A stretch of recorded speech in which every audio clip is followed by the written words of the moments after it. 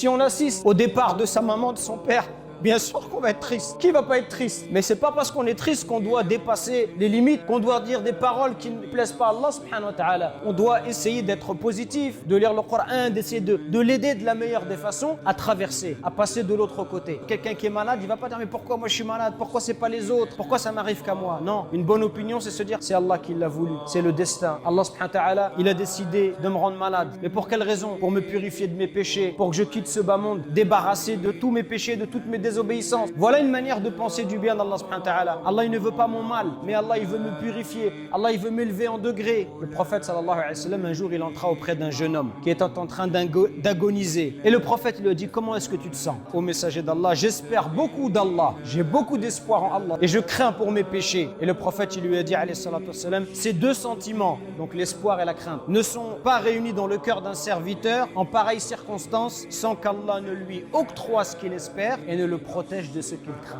Il est sur le point de mourir. Et il a ces deux sentiments, à la fois la crainte du châtiment d'Allah et à la fois l'espoir de sa miséricorde sans qu'Allah Azza wa Jalla ne lui donne ce qu'il espère. Donc il lui donne sa miséricorde et il le protège de ce qu'il craint, c'est-à-dire il va le protéger de son châtiment.